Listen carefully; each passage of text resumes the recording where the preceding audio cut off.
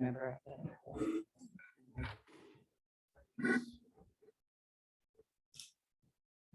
Okay.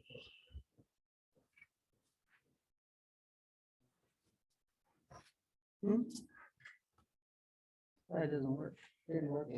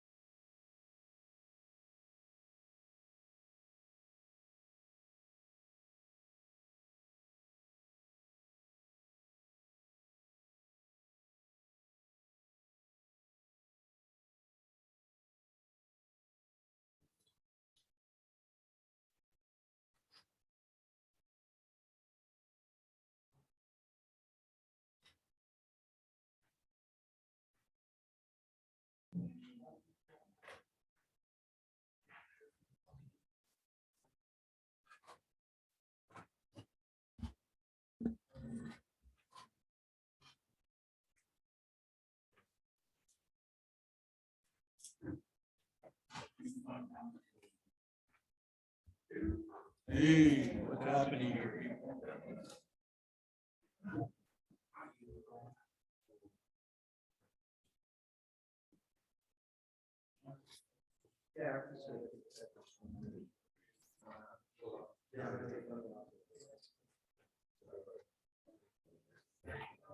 No, I'm gonna put on for.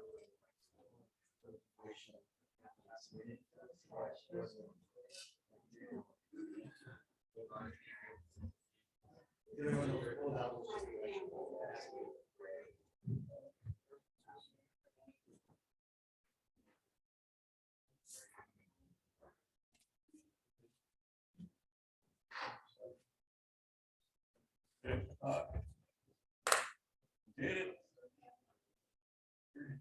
No, up there. Maybe your watch is off. All right, back for a minute then.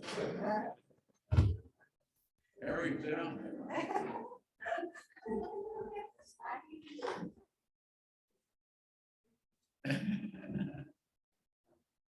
We don't want a dog meeting. Let's move it on.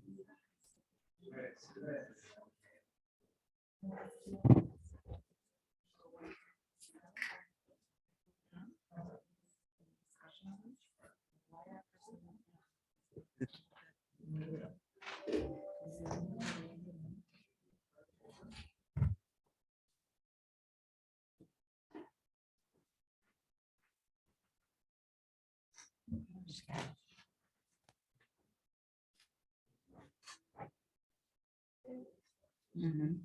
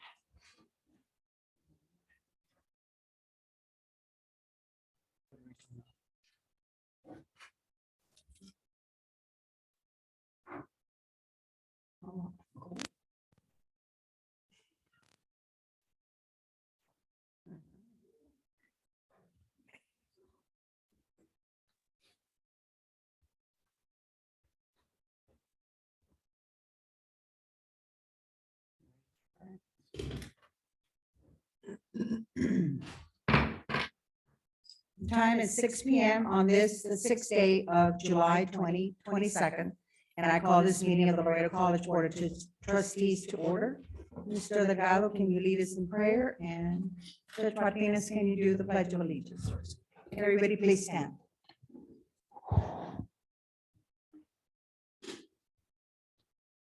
Loving and gracious God, you are indeed the giver of all good gifts. And we thank you today for all your blessings, for the successful outcomes of our college events, and for all of our faculty, our staff, and most importantly, our students. We ask that you bless them abundantly, and we continue to seek your wisdom, your guidance, your courage, and your strength. Be with us in our deliberations and help us to be wise in the decisions that we make for the good of all those who have placed their trust and most importantly, their confidence in our leadership. Keep us from short-sightedness and pettiness, and help us to make the right decisions for the good of all those and guard us from blind self-interest. Dear Lord, grant us the humility to always seek your will in all that we do and all that we say. I pledge allegiance to the flag of the United States of America and to the republic for which it stands, one nation, under God, indivisible, with liberty and justice for all.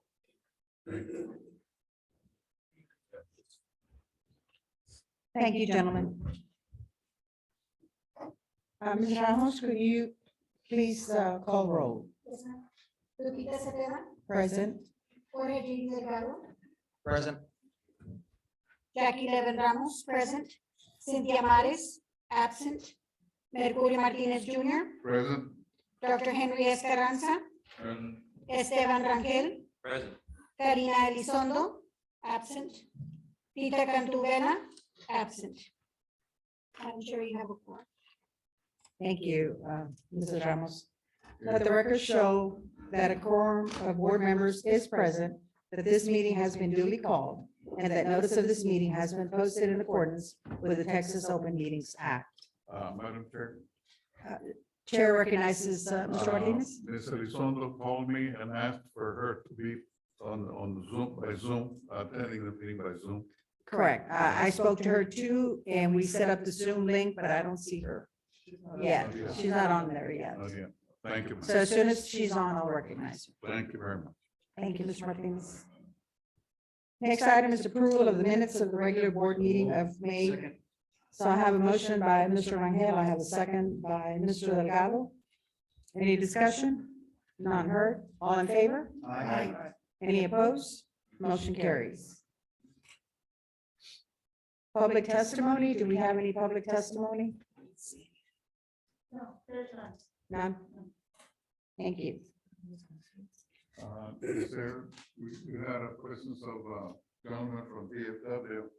I don't know if we have it on the agenda. Mr. Sanchez? Mr. Sanchez?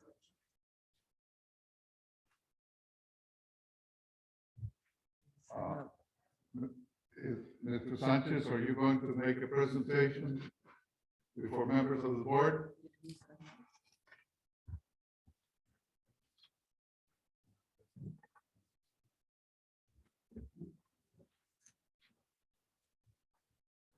You want to make a presentation to the members of the board? No? I have a project. My name is Ernesto Sanchez. I'm the president of the Korean War Veterans. I served in the Korean War about 1,000 years ago. I'm just 93 and 7 months. I'm a young kid. I come here with a project that I would like to ask all of you if you can name a building, a room for one of the veterans that has served here. And the one that I chose was Mr. I forgot his name. You have it there. Dale M. And short. Short. He was a beautiful teacher. I took sculpture, drawing, a bunch of things. I've been here 56 semesters, three long time ago, and 53 consecutive. I think that the veterans that serve anywhere deserve something for us all. So I ask you, if you please would think of it, Mr. Short. I'm sorry that he has gone. He was a beautiful person. He's in heaven right now. So I leave it up to you. Thank you, and may God bless you all. Thank you. Thank you, Mr. Sanchez. I do have the petition to name the ceramic room at the Laredo College at Fort McIntosh with the name of Air Force veteran Dale M. Short. So I do have it. I will refer it to our president of the college to go ahead and look into it. We appreciate you for being here with us. Thank you for your service, sir. And we will look into it. Thank you. God bless you all. God bless you too, sir. Thank you. Chair recognizes Mrs. Ramos. Madam Chair, may I make for the record, I'd like to have Mr. Ernesto Sanchez be placed as public testimony for a presentation. So So I have a motion and I have a second by Mr. Rangel. All in favor? Aye. Aye. Any opposed? Motion Thank you, carries. thank you.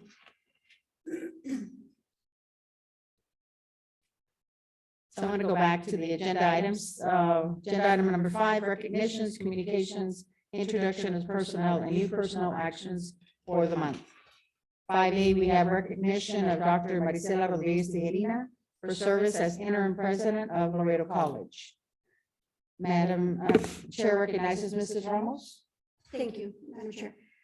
We would like to take this opportunity to recognize Dr. Marisela Rodriguez Tijerina, our Laredo College interim president for the year 21-22. We want to provide this award for your leadership, integrity, and commitment. You have guided us through our many changes this past year and have inspired us to continue to strive for excellence. And we thank you for your dedication on behalf of the Laredo College Board of Trustees. We want to honor you with a plaque, but we're not finished yet. So the plaque is one thing. We also would like to provide you with a gift.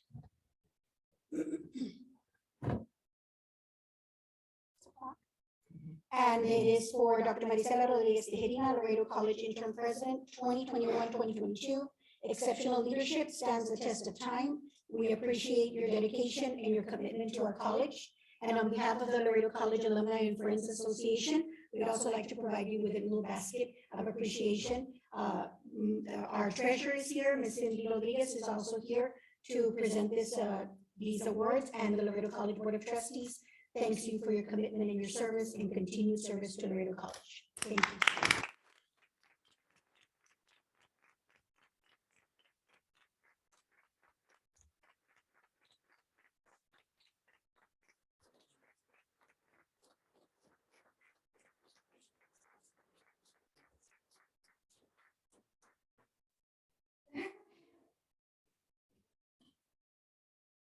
Chair recognizes Karina Cari Elizondo has joined our meeting via Zoom.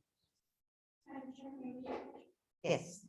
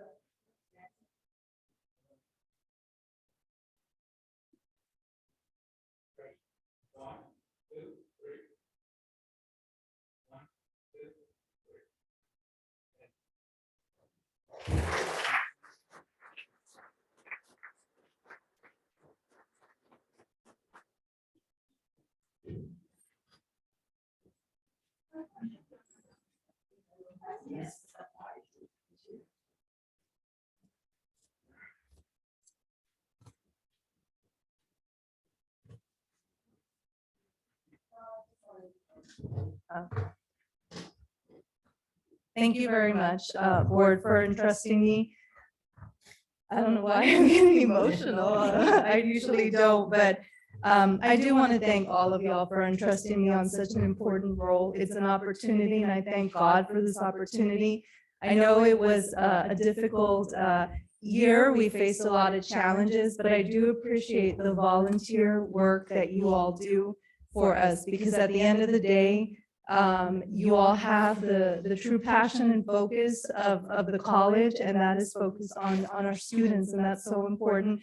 Thank you for bringing back the Student Success Committee. That's such an important element of what we are, focus of what we do here. But I also want to thank the employees, because if it wasn't for the employees, we wouldn't have the success that we do. I do want to thank Elizabeth. If it wasn't for Elizabeth, I would not learn a lot of the procedures of what goes on with board matters. And so certainly thank you for this opportunity. I'm forever grateful. But of course, I wasn't ready to leave a division that I so love, because working directly with faculty and students, that's really my drive. And I do want to welcome Dr. Minita Ramirez. I mean, she's already doing an outstanding job, and I'm so proud we have our first female president, and I know that she's going to be an excellent role model. So I'm so happy to follow her lead and for her true passion, again, of student success. So again, thank you for this opportunity, and I won't let you down with being Provost, Vice President of Academic Affairs. So thank you again. Thank you.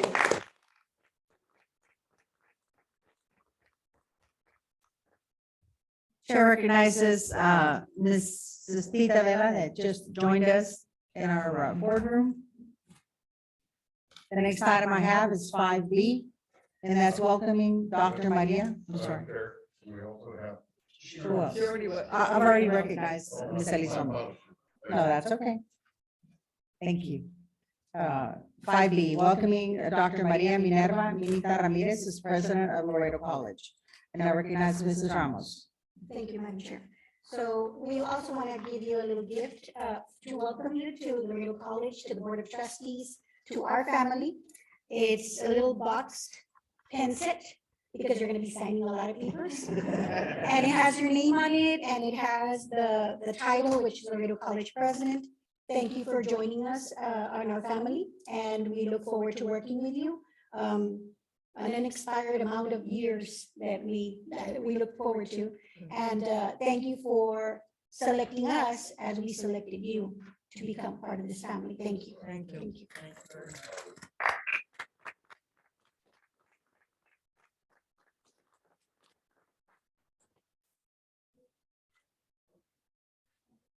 Another picture? Pues yo no salí. No? She wasn't there. She wasn't there.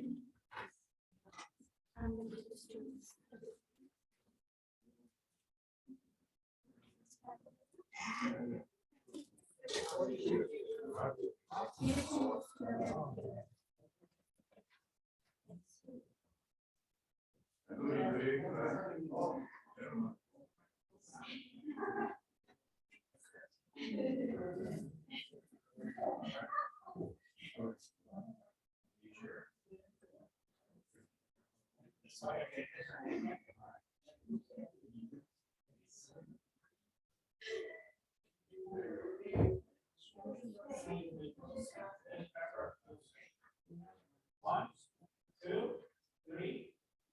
One, two, three.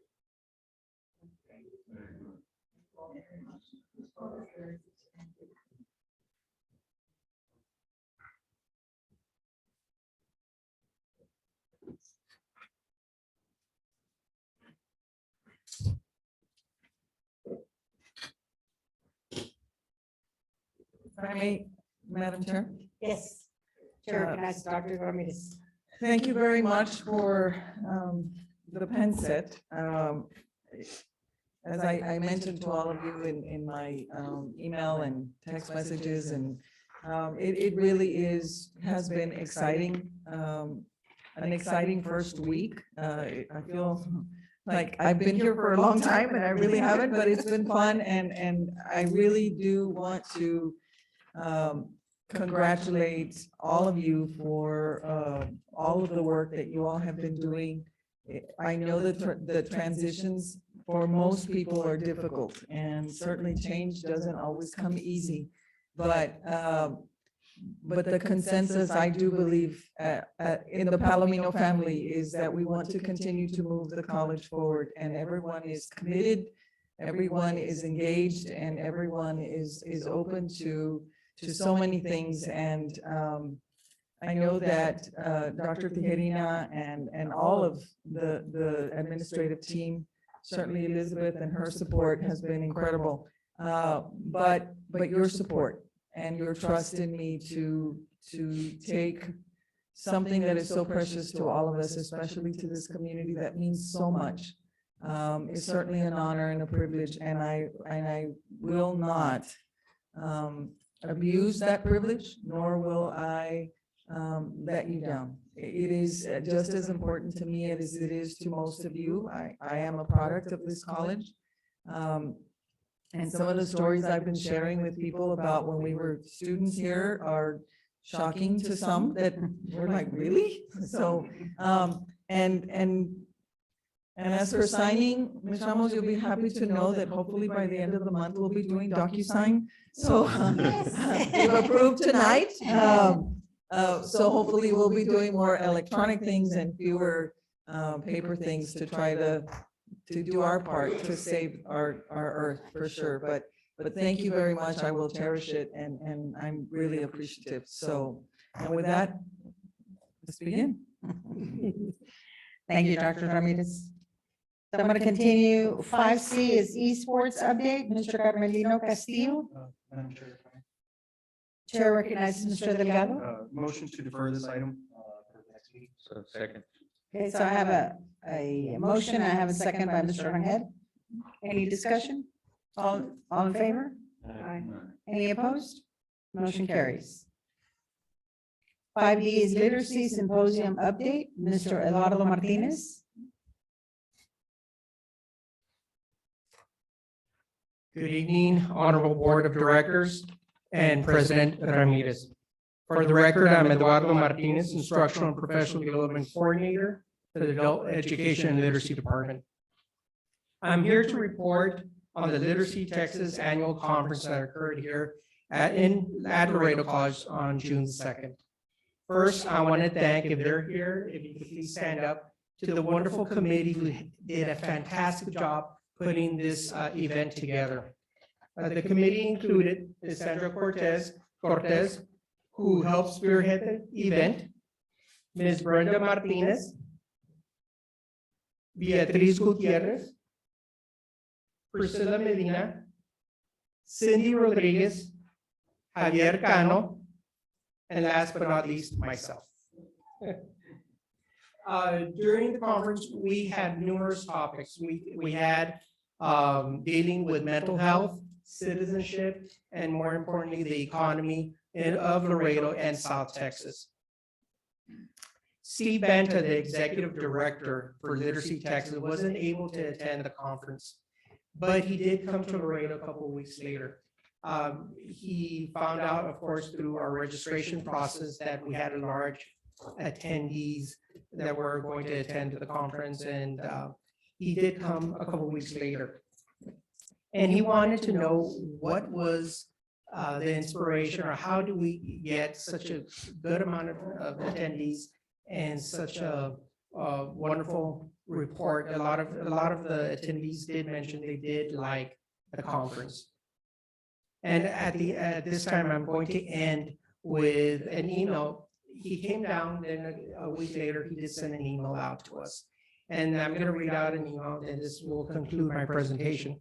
It says, Steve, Laredo College had 143 people attend the symposium, the largest symposium attendance since I started this job. Laredo College had Commissioner Julian Alvarez as the keynote speaker for the luncheon. The event was really well done, and it's causing me to rethink how we engage with the regions throughout Texas. This one was tailored to the very specific needs of Laredo. Dean Cortez has a very impressive team. Thank you very much, and this concludes my presentation. Thank you. Thank you, Mr. Martinez, and thank you, everybody that was involved in this symposium. I've heard very good things about it. So thank you on behalf of the board. Anyone has any comments? Thank you. Thank you very much. Thank you. Appreciate it. The next item is 5E, Laredo Cares 2.0 update. Ms. Brenda Martinez.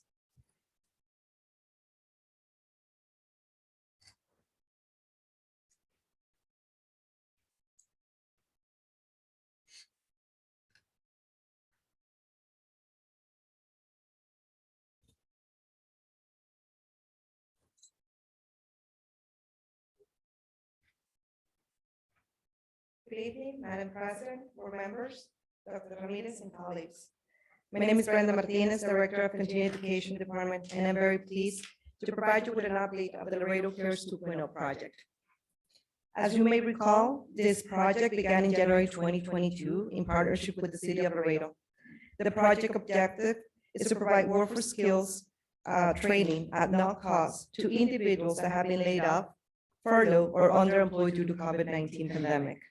As of today, 634 students have been enrolled.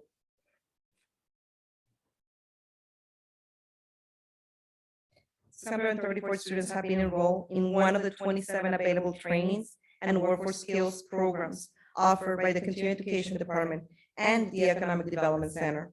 Based on the demand and enrollment data, our top 5 programs for this initiative are substitute teacher training, pharmacy technician, personal branding and finance, dental assistant, certified medical administrative assistant. On the screen, you will see our current enrollment per program. For example, we enroll 80 participants for the substitute teacher training, 51 students in the pharmacy technician. These are courses are all offered through the Continuing Education Department. And of course, we have the classes offered through the Economic Development. The next phase of this project will consist of recruitment and enrollment for our upcoming fall semester. We estimate to complete this project by June 2023 with a total enrollment goal of 1,100 participants. Very good. Very good. And lastly, I would like to share with you that Laredo College, in collaboration with the city of Laredo, will be hosting a job fair, which will be open to the community, Laredo College students, and of course, Laredo Cares 2.0 participants. This event will take place on August 2nd, and this is going to be from 2 to 6 at the Keystone Student Center. So this is my report for as far as the Laredo Cares 2.0 project. If you have any questions, I'd be happy to answer. Madam Chair, Chair recognizes Mr. Martinez. thank you. Where would this job fair be held, please? Yes, this job fair will be held here at the Here at college the at the campus? Keystone. Right Yes, at campus of the Cation Center? yes, Thank you very much. you're welcome. Chair recognizes Mrs. Ramos. Madam Chair, I'd like to ask, do we have a post-survey as far as like when they finish the trainings? Are they getting the jobs? Are they applying for jobs? Or they're just getting the trainings and then waiting till later, maybe to pick up a job or something? Is there some sort of survey that's coming after the trainings that they take? So every time we finish a class, the students do, they receive an evaluation form that they're able to complete. And this project with the job fair is the next step, is that filling the gap between the student and the employee, the employer. So this is what we're doing to assist the students to find that employment within the program that they study. So they'll come back and let you know that they got a job? Okay, okay, thank you. Thank you.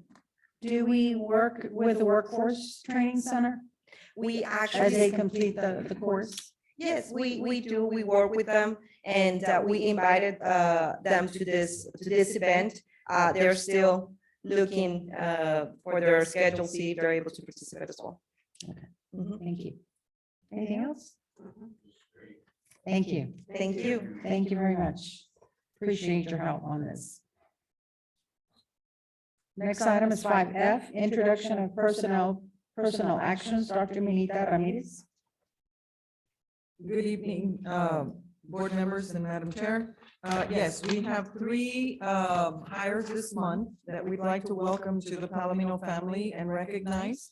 Mr. Juan F. Gonzalez is now a record data analyst. He started on June the 1st. Jake Villarreal is a new hire also. He's in the workforce development. He's a workforce development specialist. His first day was June 7th. And we have an internal promotion for Olga Lozano. She's now an administrative secretary in the Advising Career and Transfer Center. And her first day was June 16th. That's it. None of them are here. No, they're not here. I'm sorry. They That's couldn't be here okay. tonight. Okay, thank you. Any questions? So let me go to the next item, number 6, Faculty Senate Report. Cash Masahani.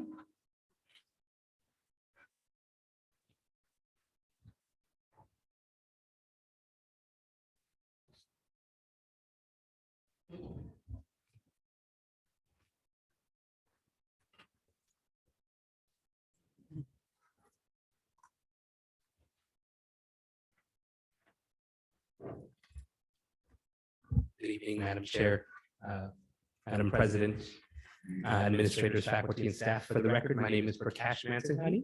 I am the president of our Faculty Assembly and Senate here at Laredo College and an associate professor, a professor of government, somewhere in between those two. Somewhere in between those two. I want to start off with introducing very quickly our team. I know I do this at every meeting, but I would like you all to, because they're here today in person. So I'm actually excited about, they're not just pictures anymore. Pictures that I stole from the internet. So again, I'm the president of the Faculty Assembly. I have 1 more year left in that term. And with us today, I also have our vice president, which is Ms. Victoria Rodriguez, who's a professor of English. And then I also have our secretary, Ms. Leticia Fleming, a professor of government. Thank you. So I just wanted to make sure that you meet our team that are here today for the meeting.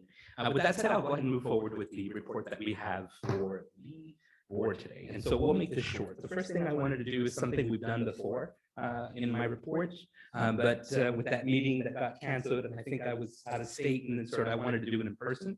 The first of which is to really spend a moment, which has already been done, and I just wanted to echo those sentiments on behalf of the faculty, to thank Dr. Marisela Rodriguez Tijerina for her time, not just as interim president, but when I first started at Laredo College as a full-time faculty member, you were also in faculty and in the chair, and to go from that to being our previous interim president is such an incredible accomplishment.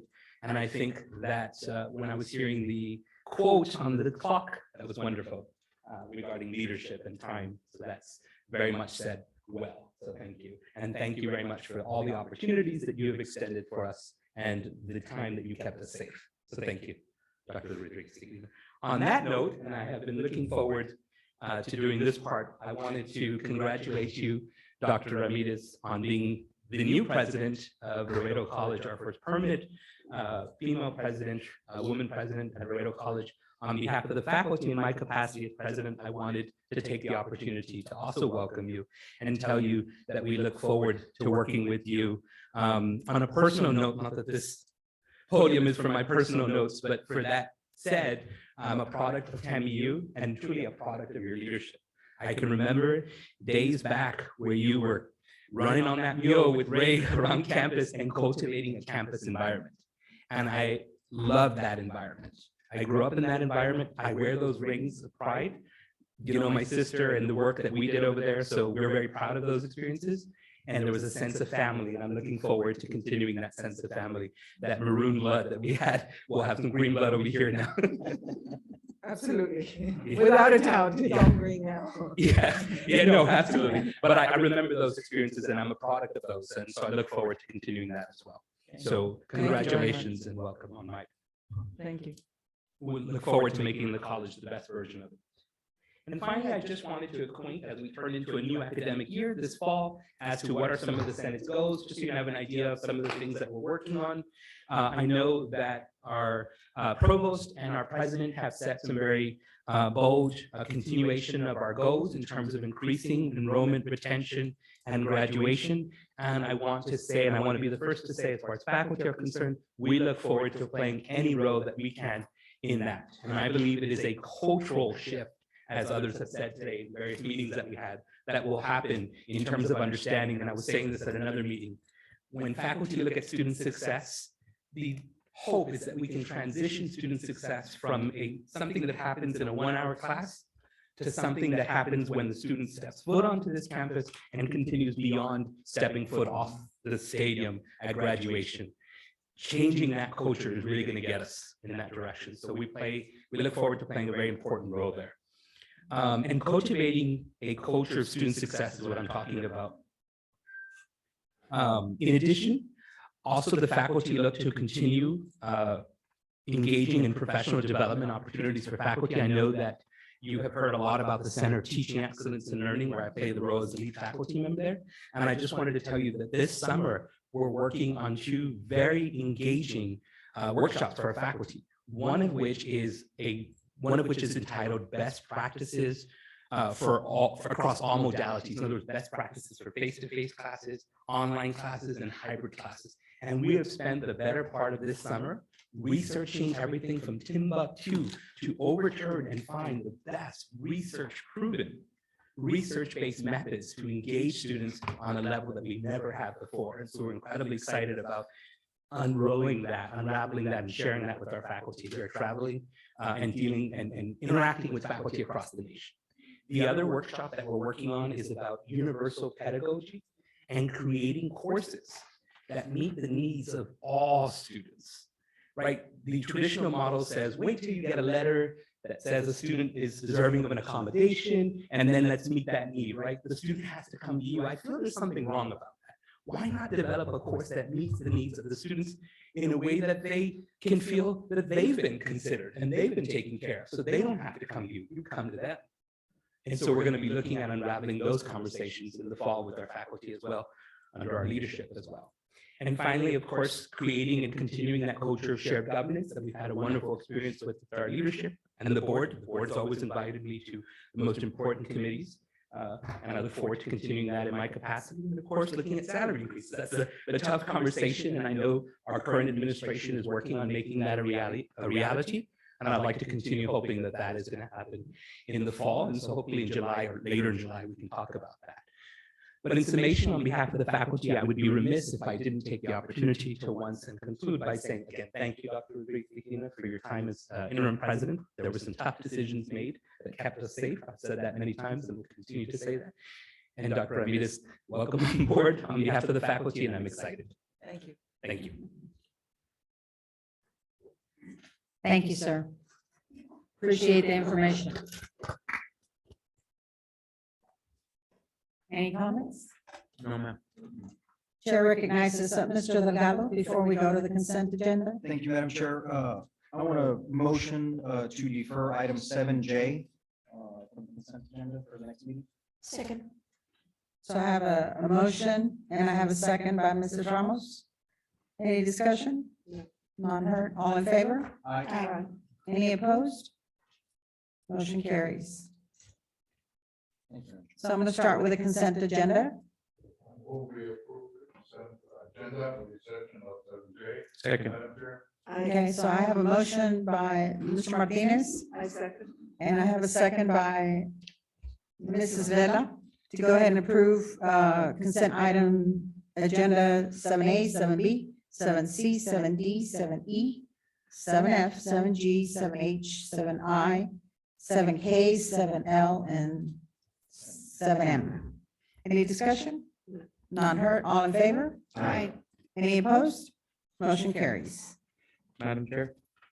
Chair recognizes Mr. Rangel. Yes, Madam Chair, I want to make a motion to bring up item 8J with the recommendation of, being that I was the chair of that committee, but I want to go with the recommendation of Judge Mercurio Martinez with approving the item with a short presentation from, if they need to, from the company.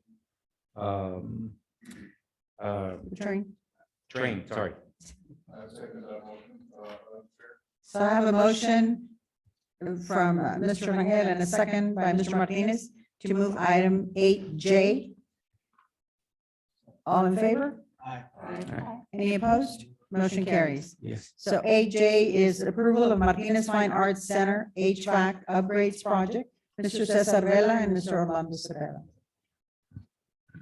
Good evening, board members, Dr. Ramirez. For the record, Cesar Vela, VP of Finance. Hold on, sir. If I could just, Madam Chair, refer to legal as the motion on the floor was to move up item 8J and also with approval. We did this with approval and the board voted in favor of it. The matters are. So the item has already been approved. Okay. So does Mr. Vela need to still speak to us about it? It's up to you. It's your call that, I would recommend to have a little short presentation for the board. Mr. Vela. Good evening. Again, for the record, Cesar Vela, VP of Finance. On August 26, 2021, the board approved that we engage Train to conduct a study to develop a design, construction, and installation strategy that would address the cooling needs associated with the LEAC, BPA, and the MFA buildings. Tonight, we do have representatives from Train present to provide a short presentation on the results of that study and the recommendations. I know the board, my understanding, the item is approved.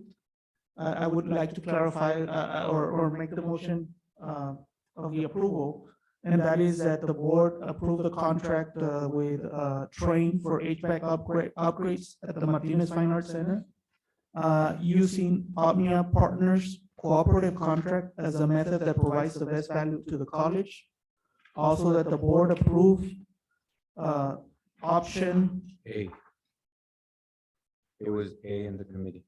Yes, option A as the finance option, and also alternate 2, which will be the consolidation of the plant for the MFA, LEAC, and BPA. Not to include a thermal storage tank at this time, but the consolidation of the plan will allow us to add a thermal storage tank in the future. So, Madam Chair, Chair recognizes Mrs. Ramos. we need to modify the motion? Yes, you want to go ahead and do it? No. Go, go. Chair, go for it. I just, Well, trustee. Chair recognizes Mr. Muir. Madam Chair and board members, you have approved a motion already. I think Mr. Vela, as the Chief Financial Officer, is asking for clarifications and additional detail. I think you could make an additional motion, not necessarily. as Mr. Vela You would have has to- stated, as amended. I'll So go the on. motion has been amended by what Mr. With the recommendation. of With the Mr. recommendation of Mr. Vela. Yes. So it's second by Judge Martinez. All in favor? Aye. Any opposed? Motion carries. Thank you, Mr. Mayor. Do, we do have the representatives from Train. I don't know if the board wants to listen to their presentation. the board? I mean, they're here from out of town. We heard it in the building committees. It was in the building committee and they went very specific and that's the reason why we're going with option A, which Mr. Vela stated right now. We appreciate it. We appreciate you being here. I know y'all traveled this way. But I don't know if you want to come and say something to the board?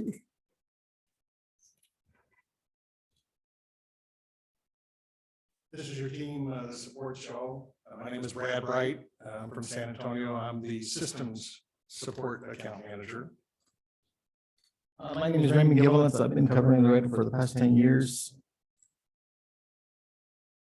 Michael Blake, I am the Service Account Manager here in Laredo. And on behalf of Train, thank you for the trust. We look forward to executing the plan and delivering successful results soon.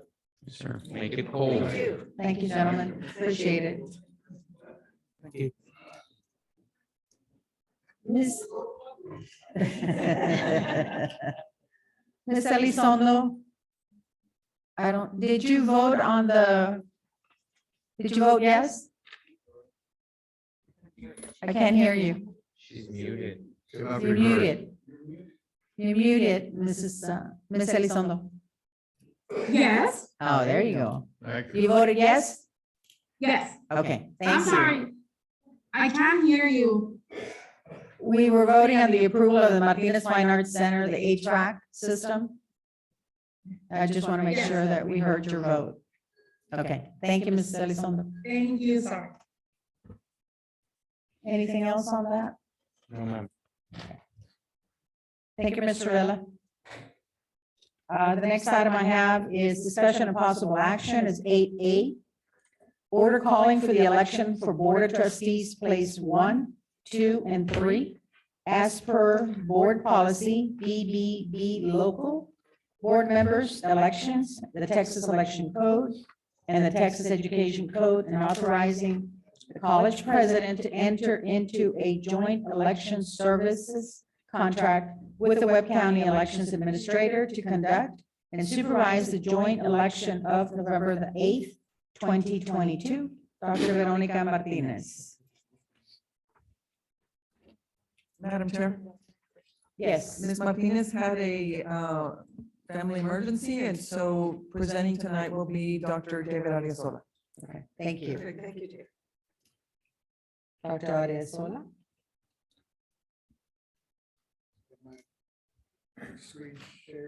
While we're doing that, I do want to, again, recognize, I did at committee, but Dr. Veronica Martinez has agreed to be our elections officer, so she will be responsible for what Dr. Ariasola is going to share with us tonight. So I do want to thank her publicly for taking that on. It was not part of her original job description, but she's graciously agreed to lead us through our next election. So just to make you all aware. Hello, everybody.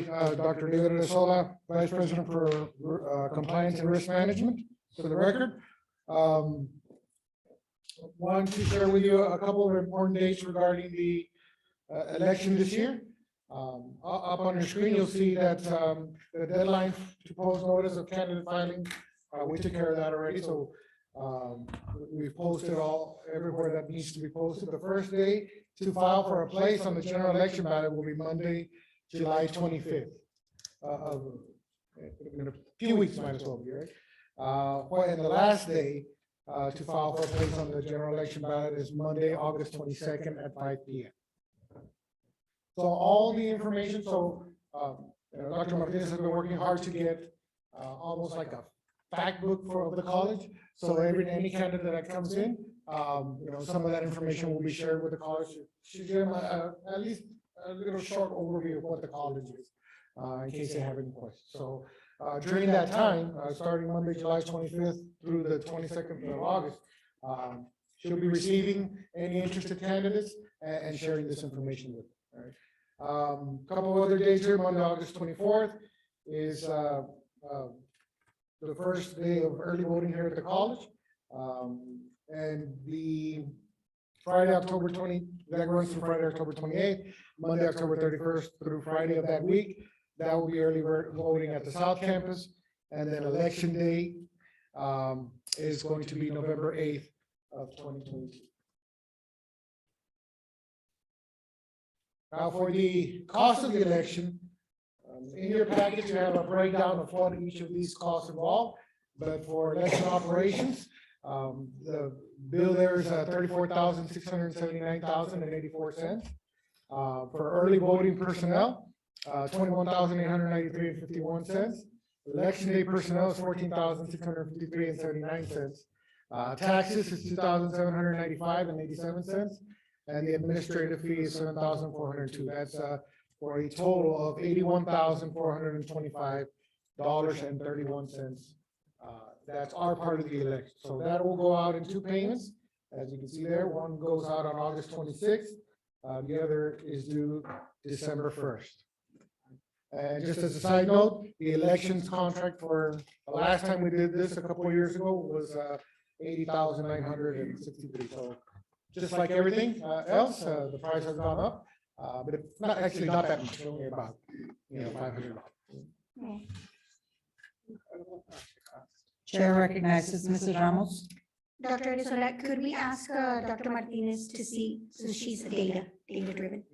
What are some of the reasons? Like, I understand it's the separation of each item, elections operation, early voting personnel, election day personnel, because we also have to contend with the runoffs. The runoffs are gonna cost us also as well. But if she could find out what are some of the, what are some of the reasons why we get charged as much as, let's say, the city, for example. We're running concurrently with them, so what would be the difference? Now, they have the mayor's race, plus they have city council positions. So this year might be a little bit different because it encompasses the whole city, right? But just data that I think I would like to maybe. I think we would like to see basically how much is everybody paying, how much is our part. Yes, definitely. I think that would be something that we would like to see and prepare. The other thing that I was going to mention is if she could also mention to the prospective candidates that are going to be signing up to please refrain from, of course, using any references to the college in their signage or any mention of the college as far as like that they came here or as in their signs, so to speak. So I know in the past we've told everybody, and I know that it's something that we remind them of all the time. So thank you, sir. I will remind her, one thing I'll tell you about Dr. Martinez is, even though she's out on medical, she's probably listening. Yes. Yes, she is. So she heard everything you said. Thank you. Madam Chair. Chair recognizes Dr. Ramirez. For consideration of the Board of Trustees, I know that there are other institutions like Laredo College that have eliminated the runoff option from their procedures. And so I don't know if that's something that this board has considered. And why it wouldn't do that, and it would be a cost-saving measure, and at the same time, it would, I think, help the process of having a complete board of trustees immediately, right? And so yesterday in speaking to our legal department, Mr. Muir and I had a discussion about it. He was going to, I said, find out. I know that there are other institutions that do that. I don't know if that's something of interest to you all that we would like for us to review or look at, that possibility and what the timeline would be to consider that. But certainly for the next board meeting, if you'd like, we could bring that forward to you for information and then possible discussion. Chair recognizes Mr. Delgado. Thank you, Madam Chair. Yes, and thank you, Dr. Ramirez, for this. I know I mentioned that briefly in our Finance and Audit Committee meeting at length, as it's been a topic of discussion of mine and several other members of this board as far as trying to see what cost-saving measures we can take to, rid the college from the runoff expense, which I know in past it's cost up was about closer to the amount of Right. I think, anywhere between $50,000 and say $75,000. that's about right. I do understand that many times it may need to go through the legislature, which is something that we do want to attempt. But definitely, I believe wholeheartedly that this board will be in agreement with foregoing any type of runoff and matching some of the other higher education institutions in the way they run their elections as well. Okay, so we'll, Mr. Muir and I will look into that and we'll get back to you all and put it on the agenda for the next meeting. Either way, whatever we find out. Okay, thank you. Madam Chair. Thank you. Chair recognizes Mr. And with Rivera. that report, I guess when we have that special meeting or item, if we could get a list of organizations or institutions that have implemented this type of voting to be able to know, so so that way we could compare and we could be able to actually even maybe call them to see how how they went ahead and they went about on actually implementing the not having a runoff. I think that would be a good idea. Thank you. Chair recognizes Ms. Vela. Did we look into that already? Yes. We did look into the legislative last session, but we were not able to get it out of committee to be able to put it on the calendar. But we have attempted We already. have tried it. And since session is coming up again, But we attempted only we once, can, right? we, Yeah. since I've been here, it's 2 been more. years ago, the last election. Chair recognizes Dr. Velez. Yes, Dr. Ramirez, I understand what you're saying, and I'm sure that you'll come up with an answer. I heard about this before, but the problem lies is where if we were to close something like this, we had to put it out in the public before you even think about it, because a lot of these people that are running, they're hoping they get into the runoffs. Right. And what are the repercussions for us? Well, Because no, let me finish. Sorry. We were gonna say something. Oh, you were Coffee. sorry. Okay. See, you threw me off completely. Oh, where was I? Did I forget something? I forgot. That they're going Because, into the runoffs. The repercussions sometimes can be worse for the college than anything else. If people are gonna run for this position and they know there's 6 or 7 running for that just one seat, well, they're looking for a runoff. No, but if we introduce it prior to them signing up, there's not gonna be a runoff. Then we'll see who signs up. That's a major problem there. And I heard of what you're saying, and I'm sure that's what you're gonna find out when you look into it. I'm pretty up to date on all this stuff. sure. Go ahead. And it's not gonna happen this campaign. It's not gonna happen. No, I know. If anything, it's not gonna happen until September of 2023 or 24. 24. So the candidates will be aware of it. Well, that's what I'm. The LISD and UISD has it already that way. There is no runoff. Whoever wins with the highest 50% plus one wins. So LISD and UISD already has it in place. That's your thing. No, I know. I'm gonna be our thing. I don't look at LIC, UIC. Right. I look at- But no, I'm just saying for Laredo. I'm in general, I'm just Oh, saying you generalize. for Okay. Laredo, we already have it in place at the other educational institutions. Right, but So, but the candidates will get prior notice that whoever gets the 50 plus one vote will be the winner. On the next round. I mean, it's gonna take us 2 years if and when we get it approved or passed in the legislature. Motion approved. Second. So I have a motion by Mr. Rangel and I have a second by Mr. Delgado. Wait. Any discussion? Hold on. Oh, sorry. Mr. Mayor, Chair recognizes Mr. Mayor. Thank you, Madam President. And just for clarification purposes, were you proposing to approve the entirety of item 8A? We don't have a. I mean, that's. I have the contract here. I would suggest that we break it up into two parts. I think one, we have to order the election first. And that order is involving adopting a resolution. And I would recommend that that resolution be read out loud to the public. So for consideration, you could say something to the effect that, I move that we adopt the resolution ordering the election. And it reads as follows, and then go ahead and read that resolution. It's about a page, just slightly over a page, double space. I'd be happy to read it if you'd like. Is it exhibit B on the package we have? There is a stapled packet of resolutions that I had on my desk. It's actually at the end, Mr. Delgado. That exhibit B is actually a resolution ordering the joint elections, and I can go through that briefly with you, but the very last page is a document titled Laredo College Board of Trustees Resolution calling November 8, 2022 election for members of the Laredo College Board of Trustees. And that's a significant event that we have to do. Okay, If so. you can go ahead and read it, let me just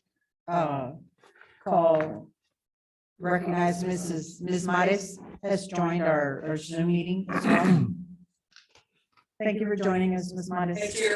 Thank you, appreciate it. So, Thank you. do you want me to Rangel? amend? I motion to amend item 8A, approving the resolution for this item. It's approving the resolution, right? Approving the resolution ordering the November 8, 2022 election of the Board of Trustees. As amended with Mr. Muir has said. Okay. So I have a motion and I have a second by Mr. Delgado and Mr. Martinez.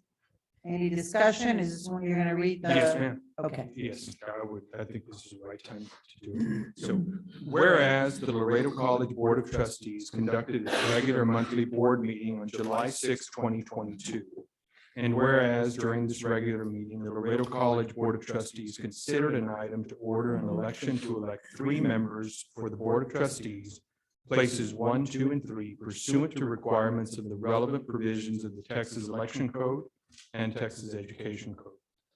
Now, therefore, be it resolved that the Laredo College Board of Trustees hereby orders an election to be held on November 8, 2022, for the purpose of electing 3 members of the Laredo College Board of Trustees for places 1, 2, and 3. Be it further resolved that applications for a place on the ballot shall be filed by August 22, 2022. Be it further resolved that the early voting by personal appearance will be conducted each weekday at the dates, locations, and times set forth in Exhibit F, the election contract and cost estimate for the Laredo College joint election, special election entered into by and between Laredo College and the election administrator for Webb County, Texas. A true and complete copy of Exhibit F is attached to this resolution. Be it further resolved that voting by personal appearance on November 8, 2022 will be conducted at the election day sites set forth on Exhibit G to the election contract and cost estimate for the Laredo College joint election, special election contract entered into by and between Laredo College and the elections administrator for Webb County, Texas. A true and complete copy of Exhibit G is attached to this resolution. Be it further resolved that applications for ballot by mail shall be mailed to Jose Luis Castillo, Webb County Elections Administrator, P.O. Box 233, Laredo, Texas 78042. And finally, be it further resolved that applications for ballots by mail must be received no later than the close of business on October 28, 2022, issued the 6th day of July, 2022.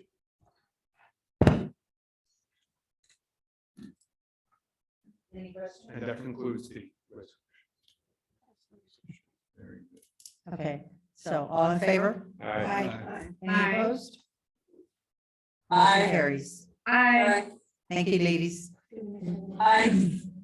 Motion carries. Now we need to make another motion. Is that correct? Yes, ma'am. Part 2 would involve authorizing the college president to enter into a joint election services contract with the Webb County Elections Administrator and adopting the resolutions attached to that contract, which involve authorizing joint elections. That's different than ordering the election. Authorizing voting systems, authorizing personnel and salaries, and an order establishing early voting sites. I make that motion. So I have a motion by Mrs. Ramos and I have a second by Mr. Delgado. Any discussion? None heard. All in favor? Aye. Any opposed? Motion carries. Aye. Thank you, ladies. Motion carries. Is she opposed? No, they both said yes. So motion carries.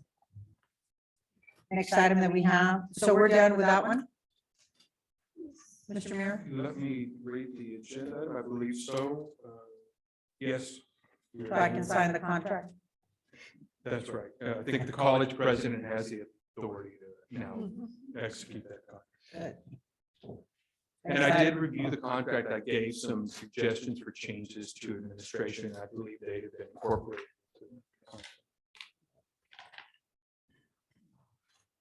The next item is 8B, TASB Board Policy Update 43, review of dated legal policies and act on local policies. See the list below. Dr. David Agasola. Thank you, Mr. Board. For this item is a TASB update. As you all know, TASB manages our policy manual, and every 6 months or so, they generate updates to their policy based on changes in federal and state law.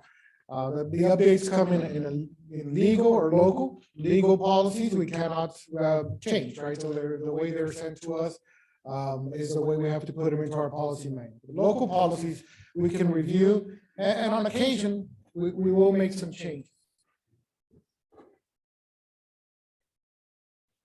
And on occasion, we will make some changes to the policy, right? But in this case, there are 9 local policies being proposed by TASB, and we are accepting we have reviewed them as an administration, and we're accepting those as they have been presented by TASB. So,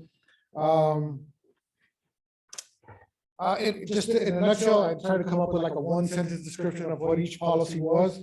But CIA local basically just outlines what should belong in a records management procedures manual. CJ local adds a policy to driver requirements and procedures, in particular bus drivers when it involves student travel. DGC, the only thing that's happening in DGC is the employee solicitation part of that is being moved to another policy. Right? In DHA, all the content previously in DHB and DHC have been moved into DHA, so that's those 3 or 4 policies, DGC, DHA, DHB, and DHC. Nothing really changed on the wording there, they're just reorganized. So there were sections moved from one policy to the other, combined into, a lot of it was combined into DHA.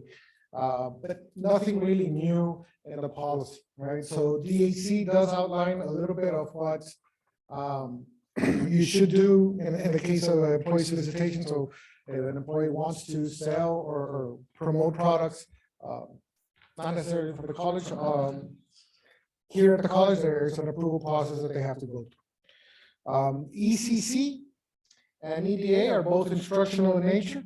ECC is outlines a process for what we have to do or how we have to help students in the case a disaster is declared, right? So that stems from what recently happened with COVID, right? Where we had to send students home, there were some refunds that were given, some withdrawals that didn't count towards the student droplet, right? So that's all ECC does, is outlines some of the procedures there. And EDA, that's a policy that includes a lot of new language that frankly, we have already incorporated most of that into what we do in our process and instruction. So again, none of we reviewed all the policies, we agree with TASB's suggestions, and we have no, we're bringing them forth as they were presented to us. Chair recognizes Mrs. Ramos. Motion to approve. Wait. I have somebody who's going to speak. Madam Chair, I'd like to make a motion to approve 8B, 8D, 8E, and 8F as they were all discussed in the Program Policy Committee meeting. Okay, so I have a motion by Mrs. Ramos to approve 8B, 8D, 8E, and 8F. I have a second by Mr. Delgado. And I know Ms. Mattis was also going to make a motion to approve it as well. Yes, just to approve. Okay. Yes, ma'am. And Yes. so any, Presented. so I have a motion, I have a second, all in favor? Any Aye. discussion? None heard, all in favor? All in favor Aye. to approve? Oh, I'm good, okay. So motion carries. Okay, so Chair recognizes Mrs. Ramos. Madam Chair, 8C, I would like to move that approve modification to Laredo College Board Policy BPG local board members' compensation expenses to next month. We are working with collaborating other policy, BBH. So we'd like to make sure that we, with the Program and Policy Committee, once again, to make sure that the policies don't conflict with each other. So I have a motion on 8C to move. And I have a second by Mr. Delgado. All in favor? Aye. Any opposed? Okay. Motion carries. Next item we have is 8G. Adopt a resolution supporting Transplace Mexico application to become a usage-driven foreign trade zone, number 94 designation, located at 107 Ross Calady Road, Laredo, Texas, 78045. Dr. Marisela Rodriguez Tijerina. Marisela Tijerina, Provost's Vice President of Academic Affairs for the record. Members of the board, this was introduced in February and you all had already approved this particular foreign trade zone. However, when it was approved by you all, it was approved for about 30,000 square foot. We got a letter from the city that due to the application process, they reduced the square footage to 12,960 square feet. So it's a smaller foreign trade zone that was approved. So just wanted to bring it up to let you all know of the notice. I'd like to make a motion. So I have a motion by Mrs. Ramos. I have a second by Dr. Carranza. Any discussion? Oh, I'm sorry. Okay, discussion? I would just like Mr. Delgado. to, just for the record, I know I've said this before and I've spoken about this, but just, we don't know how much money this is taking away from the college, correct? But we do know that it's taking money away from the college. Yes. That is correct. Well, if we know that, I would encourage everyone to stop approving. We can do that. We can simply say no. If they're taking money away from the college, our job is to make sure, excuse me, I have to. I would encourage everybody here that if it is taking money from the college, even though we're penny pinching for every nickel and dime that we get for our faculty, our staff, and our students, that we do not approve these motions. We do not approve these that come through us. Because if we don't know how much money is being taken from the college and from our budgets because of these foreign trade zones, we should not be approving this. I'm in favor of minimizing this one that's here, But in the future, if we don't know how much money is being taken away from us, we should not be approving these at all, at least in my opinion. And I would encourage my colleagues to support that. Thank you, Madam Chair. Chair recognizes Ms. Vella. I agree 100%. I think, and I think we've discussed it before, maybe you and me. It's really keeping money from us. And I don't know if all the people are piggybacking because we approved one and now it's a continuous thing, because it seems like at every meeting, we're approving somebody else. And it is. I mean, we need the money. Chair recognizes Dr. Carranza. Did you have something to say? Yeah. Chair recognizes Mrs. Ramos. Madam Chair, I'd like to rescind my motion. Okay, so Mrs. Ramos rescinds the motion. The second, or Is Dr. Carranza rescinding his second? Also? are you rescinding yours, Dr. Carranza? I'm rescinding my motion. This one was already approved. This one we already adopted. All we're doing is reducing the The funding 30,000. from 20,000 to. This one's already been Yeah, approved since. so we Yeah. can get more money on this one. Right. Yeah, we have. But But in the few going forward, Yeah, we have to We be need a to little start bit looking more at it. vigilant yes. in approving these. So, Mr. Muir, is that okay? He's saying we can't. Well, so this foreign trade zone application, if you will, that came before you in February was approved by the board. So my understanding is that it's not so much that you're approving a new separate application, you're just reducing it in size. So I'm not sure actually what the effect would be if you didn't take any action. I don't know if that would mean that the property, that the size of the foreign trade zone would reduce or not. It is very possible that they would still obtain the authorization. I mean, if we don't approve this, then it's gonna stay at the 30,000. Right. And that's, yeah, at least our vote, because we're not the only entity that are weighing in on it, but yes, our My position. comments were for future foreign trade zones. That would be better, yeah, to. Okay, address that. so, But that's, I think, what you would have is if you did not take any action today, your action taken in February would stand. If you wanted to change that, you'd probably have to change the wording of the agenda. and There'd be other. so the motion stands. Mrs. Ramos' motion to approve, second by Dr. Carranza. So any other discussion? All in favor? Aye. Any opposed? Motion carries. Thank you, everybody.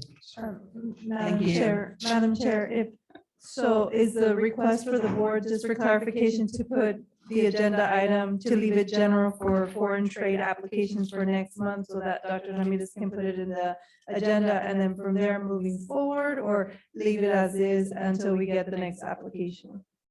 I'm just asking.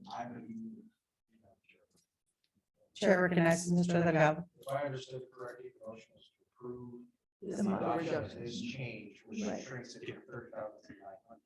My 12,000. comments were reference to any future foreign trade zone applications for my colleagues to basically vote on that. Madam Chair. We need to be more vigilant. Chair recognizes Mr. Rangel. Would it be, I believe I'm understanding what Dr. Tijerina is saying, would it be good if we allow Dr. Ramirez to bring an item, to put it on the next agenda to either already do away with it and not accept any more applications? No, we Or we can't? No, Oh, no. We just okay, have to. be then never more mind. vigilant. Then I thought that's what you were saying. I was like, well, then just do it. No. Okay. No, we need to look at it on a one-on-one Right. basis. Okay. And be more vigilant. Right. Okay. Thank you, Dr. Tijerina.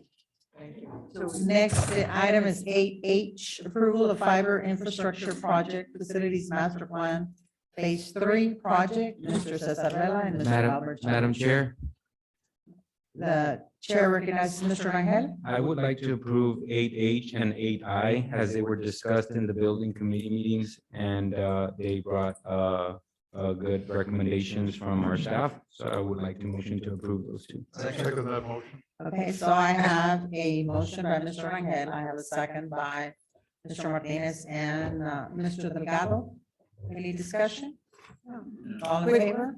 I I'd like to recognize Dr. Ramirez. Just a point of order, I think you need to read the items that are being approved and not just mention them by letter and number. Is that correct, Mr. Mayor? It would be. Well, I read Read eight. them so the public knows. the Yeah, item. so know what I that- read it 8H, so I need to read 8I. Correct. Approval for purchase of audiovisual equipment for the Laredo College South Campus Facility Master Plan Phase 3 project, and Mr. Cesar Vela and Mr. Albert Chavez. So I have a motion to approve 8H and 8I, and I have a second. Any more discussion? No, ma'am. All in favor? Aye. Any opposed? Any opposed? Motion carries. Thank you, Mr. Vela and Mr. Thank you for Chavez. the presentation. Thank you. Thank you. Next item is number 9, information items. It's 9A, update on Laredo College fraud hotline. Mr. Cesar Vela.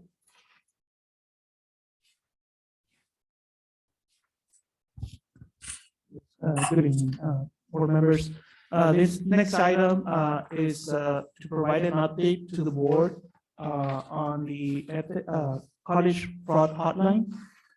If you remember, this is a recommendation that was made by Auditors. our auditors as part of the fiscal year 2021 audit. We went ahead and engaged NAVEX Ethics hotline to provide services to the institution. And if I can get the, real quick here.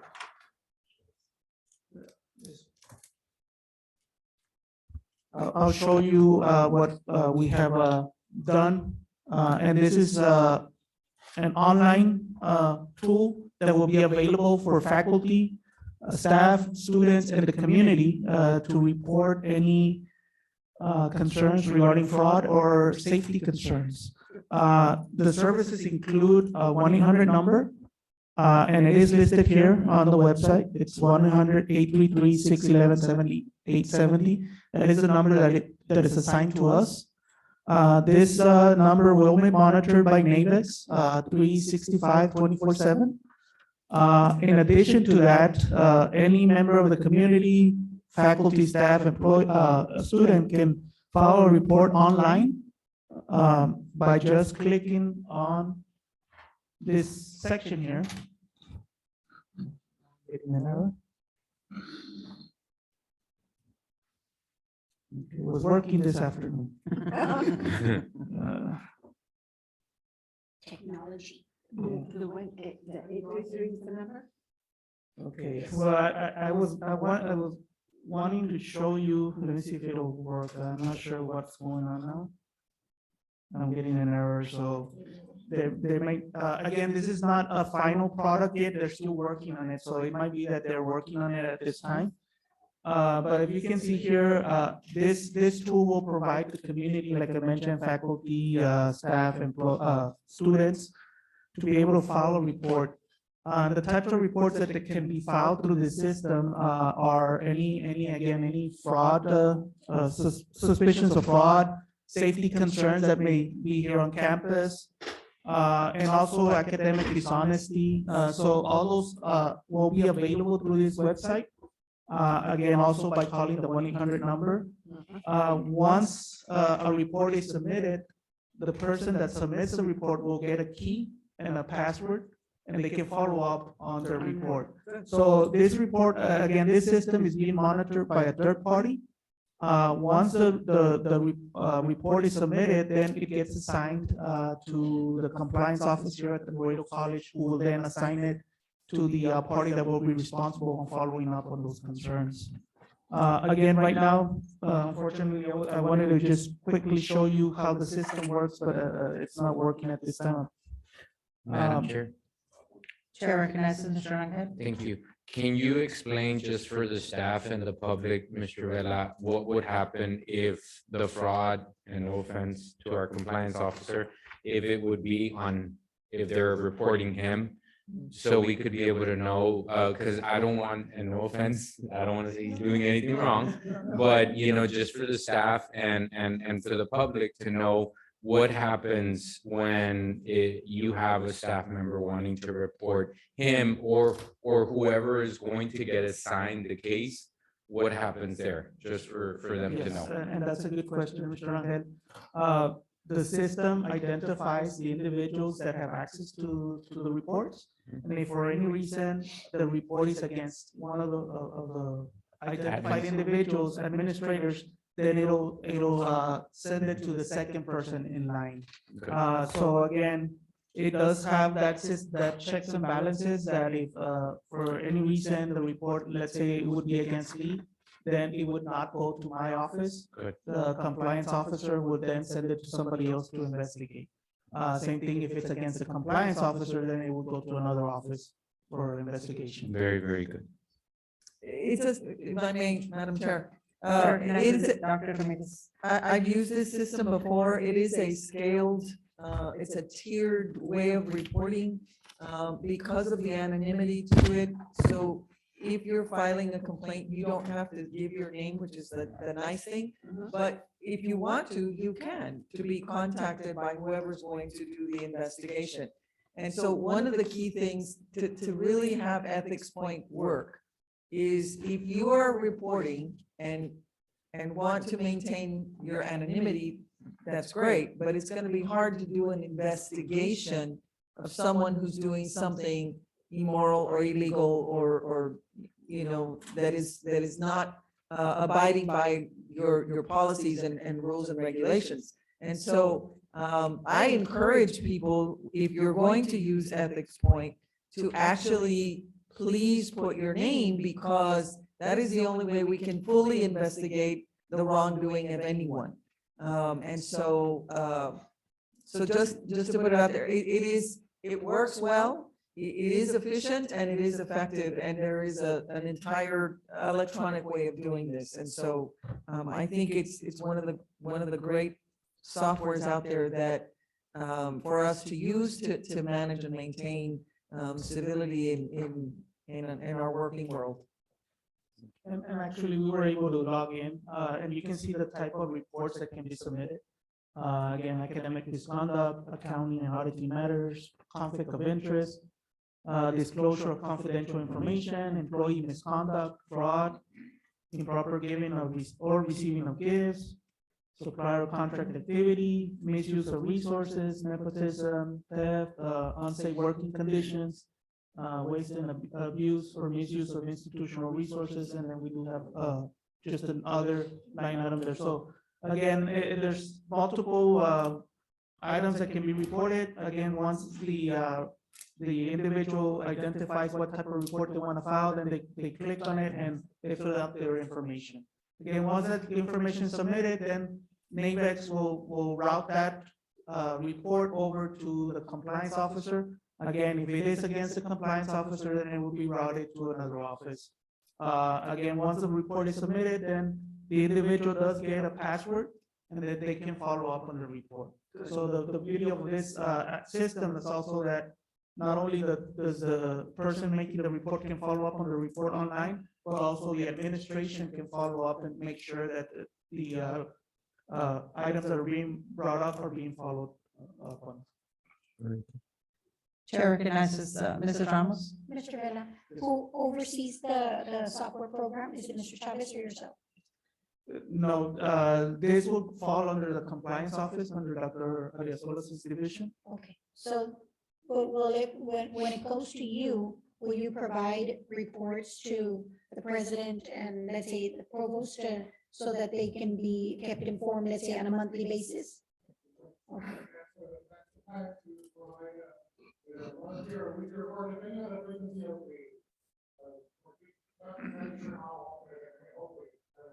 Right. Depending on the nature and the frequency of the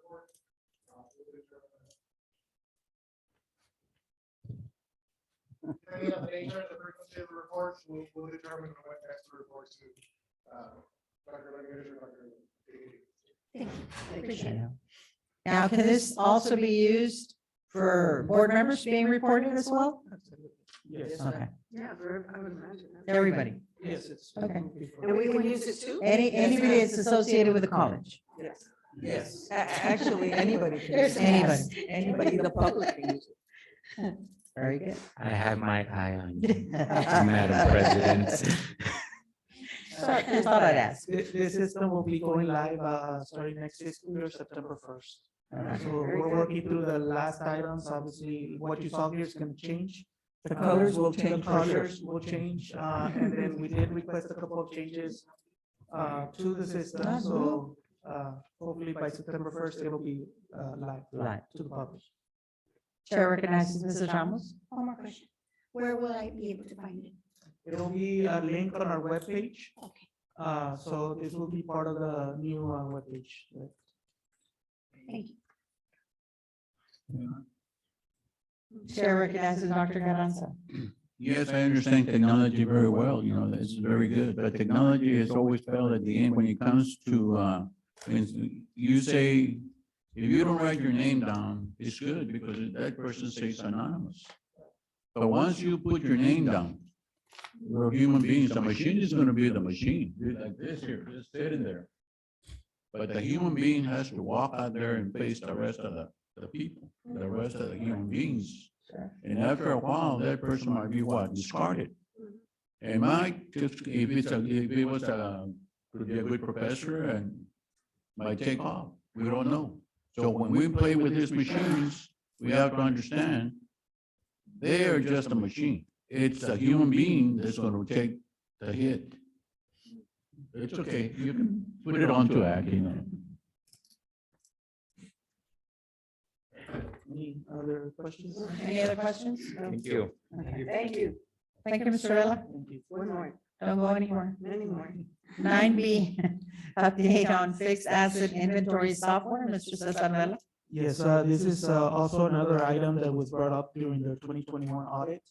The auditor's recommendation was that we automate the process for keeping inventory.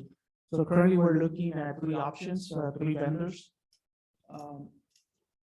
The software that we're looking at software that can give us the capability of scanning inventory, also recording depreciation, as well as having a check-in and check-out option for inventory that is loaned out to employees and students. So out of the three options that we have looked, two of those vendors offer all three options that we're looking at.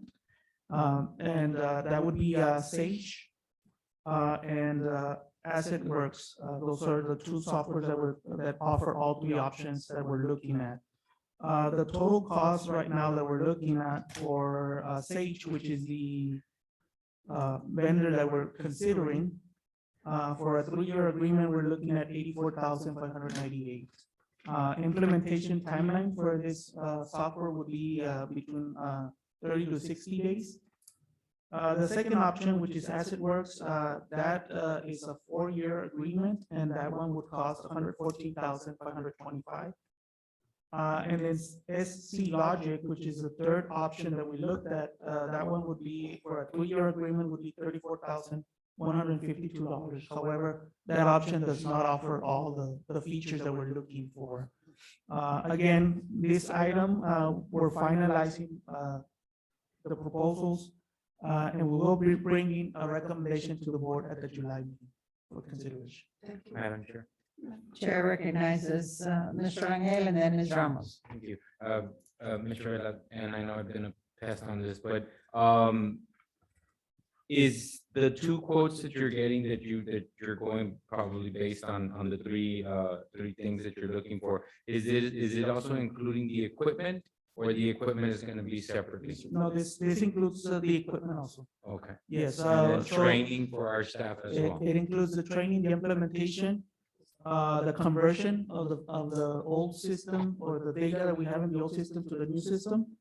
And the equipment that we're acquiring are actually scanners that can actually take pictures also. So not only scan, but take a picture of the asset so that we have it on file. Now, all of those options are cloud-based options, so it wouldn't require us to get another server. I was about to ask that, so they're not gonna go into our server Yes, system. no, it'll They're be, gonna have it in it'll there. post it on the cloud. Great. Good job. Ms. Ramos? My question is, So we go with any of the two, when we do decide. And it being cloud-based, aren't we going to be tied to them indefinitely? I mean, that's something that we really need to look into. I'm all for the cloud-based because we don't have to put in any other items. But we also have to take into consideration that this is 75 years of materials, items that we've had. We're gonna go ahead and put them into the system. And the reason that I ask these questions or that I make these statements is because checking in and checking out, I totally agree with you on that. Everyone who takes an item, and also something that you need to consider, is the checking and the checkout, of course, right? But let's say there's a particular room where the designated fixed assets items are. Make sure that the system receives the room number where they're at. So in essence, no one moves anything unless the fixed assets person who is in charge comes and reviews that particular room and notices that they needed to change something or where did the item go, right? But I am concerned a little bit about that because if the first one is 84,000 for 3 years, 84,000 plus, and the second one is 114,000 for 4 years, but how would we do it if at the end of the 4 years, we're not happy with them? What happens to our data? That's. And the data, again, just. Mr. Chavez, I think. But let me Has some just, input. let me just clarify on the cost. The cost, yes, for option one, which is the current vendor that we're looking at right now, is 80, again, the total for the 3 years was 84,598. For year one, it's 45,510, and this includes the equipment, the training, the implementation, and the transferring of all the assets into this new system. Thereafter, for year two and year three would be 19,544, and that includes the maintenance, the updating of the equipment. I'm sorry, the updating of the system itself, being that it's cloud-based. Now, I'll let Mr. Chavez answer your question. Yes, thank you. Good evening, members of the board, Madam President. I just want to make a clarification. Actually, the solution that we're looking at, Sage, is not a cloud solution. It's an on-premise solution. It's a very simple application that will be installed on an existing system. To answer your question about long-term, the system of record for our inventory will still continue to be our banner information, student information system. What is going to happen is we're going to have data that's going to be exported out of Banner and into Sage or one of those solutions. It will do the inventory and update, and then it gets fed back into Banner. So we could technically change solution at any time because the system of record will still be Banner. The issue with Banner is Banner itself does not have a direct interface to be able to do the scanning on the field. So that's why we're supplementing it with a third-party solution to be able to do the scanning. But again, to answer your question, if we don't like the solution, it could be changed at any point. Okay, but only, I'm sorry. Yes. So only Sage is not cloud-based, but The as other it two works are. is? Yes, the other two, Sage is the only one that is not. Sage is a company similar to accounting, very popular, QuickBooks. QuickBooks, okay. They're competing company, QuickBooks, and that particular company, Sage, all of their applications still run on premise. So when the demos were done, the functionality of that particular system met all of our needs. I know the direction is the cloud, but this particular solution is an on-premise solution, and the property manager liked it the best because it met all her requirements. But I know we've been looking at the cloud and so forth, but unfortunately, this particular one that meets her needs for her department is an on-premise solution. Thank you, sir.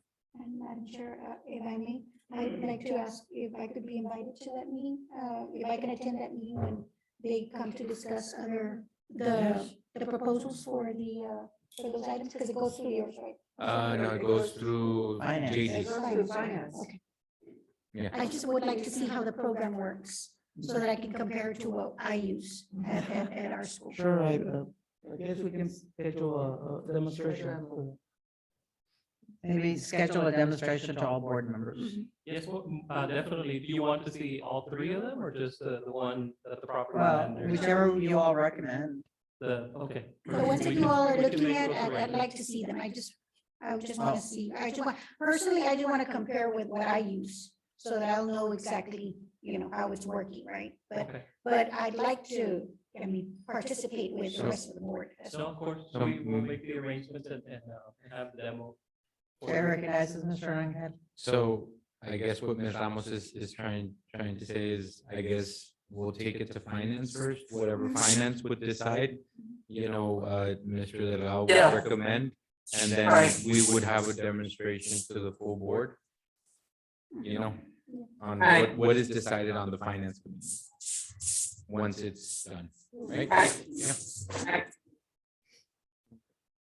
Chair recognizes Ms. Mattis. Did you have something to say, Ms. Mattis? No, ma'am, I'm in agreement with what is being recommended as in terms of moving forward. Thank you. Okay. Thank you. Thank you. Any other questions? Um, Okay, Thank you, Mr. Chavez, Mr. Rangel. Thank you. thank you. The next is 9C, update on building lease agreement with the United States International Boundary and Water Commission. Mr. Cesar Vela. Yes, this item is just to provide an update. We're currently working with the United States International Boundary and Water Commission on a lease for building P27. Currently, we are housing the International Boundary and Water Commission here on campus. They have been on campus since 1997. They had an original 25-year lease to utilize building P27. We have at this time offered a 60-day extension to work out the terms and conditions of the new agreement.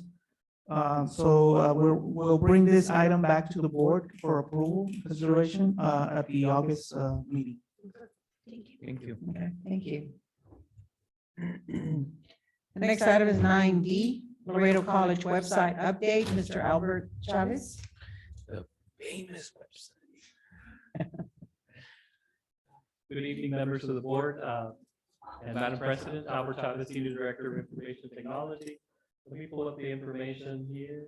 Get ready, Mr. Chavez. Just wanted to give you a quick update. Our team Yeah. has been working on very hard on putting together the new website. I just want to recognize some of the team members that have been working on this. Mr. Enrique Sarmendi, the manager for the web technologies team.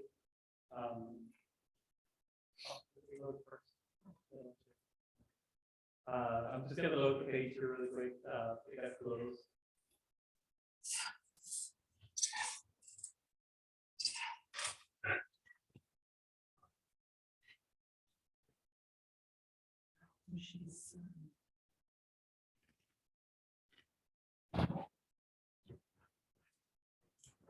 So the team has been working very hard for the past couple of months. And again, recognizing the web technologies team that's a part of IT has been working very hard on putting this project together. And we also have a consulting company that's been helping us with the overall design. Also, I wanted to thank Mr. Obed and his team for providing us some of the content and so forth for the website.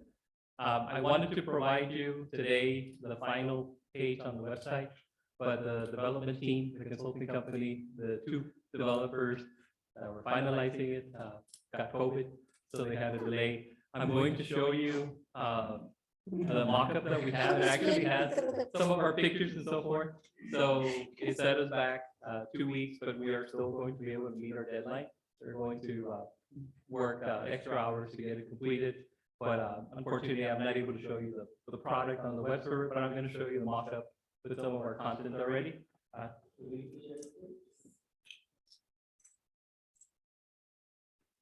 I was ready to throw the confetti. I know, tell me about it. I know. Yeah, I've only been here 4 It days. is exactly 4 days. So again, this is the mock-up version of the page. The actual page, they haven't finished it because again, they had the setback with COVID. But the menu structure hasn't been finalized. The committee is still finalizing what the menus are going to be. But basically now we're moving in, you're seeing some already, some of the content, some of the photography was provided by Obed's team. So we are working again on putting everything together. Now you're actually seeing some photographs and everything from our campus live. So it's getting there. We're still on schedule to launch on the first week of August. Again, our team, Mr. Enrique and his team have been working with the content administrators to update the content on the website. So when we launch, we're going to have everything up to date. The menu structure, the way it's going to be designed is people or students will be able to access everything off of these menus. So right now you go to About LC and then you can find all the administrative offices, you go to student services and you have to look through there and go through all the information. We're going to simplify it by the use of these menus.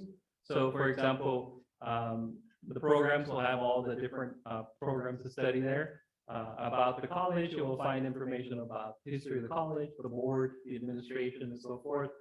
Student services, you would have all the different areas for student services, counseling, advising, and so forth. And then you would have another section for student life, student activities, and so forth. That'll be there. And at the quick links at the top, you will have access to Passport. That's going to be one of the first items on there. The employee directory, and then we will have the apply will be up here also. Madam Chair. Madam Chair. Chair recognizes Mr. Rangel and then Mr. Martinez. I guess a quick question would be, this will be user-friendly for an Android iPhone. Oh, yes, yes. And I guess the question for that is because, well, now everybody does that. So I just want to make sure, and I think you did answer that question, but just for the public to know, it will be user-friendly for. Yes, so you're looking at the mock-up right now. The mock-up has some issues with the alignment, but you're seeing it as you would see it on an iPhone. So the menu actually shrunk, and now you have up here, you'll be able to access the menus. So it is definitely a mobile device friendly. And I guess my other question is, how are we going to keep updating it? And I'm talking about everything from directory to if classes change on fees, all of those types of components to be able to say, this semester is probably going to change to next semester based on if people retire, people hire, if certain fees change or whatever it might be. How are we going to keep updating that? Is it going to be from your office, or is it going to be somebody that's going to be working on our website and keep updating it as we go? So once we launch, and we did this already to put this website together. So we put together an advisory committee that actually helped us put together the design and so forth. So that web advisory committee will continue as a standing committee. The hope is that we're going to meet at least monthly. And this is going to be a living, breathing product. So it's not going to be something that's static. We launch in August, forget about it until another 2 years. No, this will be something that we're going to review. So IT will be working very closely with public relations, Mr. Obed. They currently help us curate the content. So what you see in the current page of the existing site, it's something that they help us put together. Not the design, but the content. So the design was done by a prior team, but they help us put together the content. So we'll continue working with Mr. Obed and then the committee that represents the different areas of the campus. So, and we're going to be meeting regularly. So that way, again, what you see on day one, as we get feedback, we'll continue to enhance it and improve. And what we're doing is, as part of the website, we're looking at two directory systems. Right now, we have the directory system that we have is not very user-friendly. So we're looking at the possibility our banner information system actually has a built-in directory system. So we're looking at using that, or we have a third-party application that we found. So we're looking at those two solutions. So for example, we use the one from the banner student information system. All employee information will be up to date as the Human Resources Office enters the information there. So there won't be multiple systems that need to be updated. It'll be straight from the source. Great. Mr. Martinez? I would like to really, what is the reason why you have that, how should I say, is it Latin or is it some kind of other? The sample text, again, this is a mock-up. Again, my plan was to show you the actual page, because we had the delay. Okay. So basically, the Just the designers, the manuscript. the designers put together the overall look and feel, and in order to give it some context, they used a random character generator, so you can pull up the website. So But in other again, words, that's just part of the. in the, if we're going, in the next meeting, in this month, You or the have- month of you have July, I English, should have proper the actual English, proper English to show you before the comments launch. in there. Thank you. Yes, and again, I apologize. The design team ended up, the two of them with COVID, they work in the same office, so we had to delay. Thank you. Chair recognizes Ms. Ramos. Mr. Ms. Chavez, Ramos. Mr. Chavez, will the information that is in the current website and the outdated information, will that be, not necessarily erased, but invalid? So when we do a search, like I did a search about a week ago, and I was looking for a paralegal certificate for students that are looking into joining. And it took me to another website, not the Laredo.edu website. And so, but it was general information. It had nothing to do with the college itself. It was just, this is where you log in, this is, because it's an online class. So will the information maybe be done away with, or what would happen with that information? So what to answer your question, so the current website doesn't work very well with Google Analytics. So Google right now, they go through the web and they start searching the pages. Our website does not have the code for Google to interface with it properly. So the new website will be compatible with Google Analytics, and you'll actually get better search results. So we are going, again, the information that's on the current site is being curated, updated. So when we launch, you'll be able to see up-to-date information. Now, does that also work with the location? If you have the location services on in the Google and you put in the information for paralegal certificate? Because I did that, and the first ones that came out were nothing to do with the local area. It was all UTSA and UT, those were the first ones that came out. But the location services the location setting has to be on, right? Correct. We'll definitely look into that to make sure that we accomplish that. Okay. But again, it's partially related to the way the current website, it's not friendly with the Google Analytics, but we will make sure that we turn on all the functionality needed. So when you search on the web for legal, what was the paralegal certificate, will show It'll up take at me the top. straight. Okay, thank you. Chair recognizes Dr. Ramirez.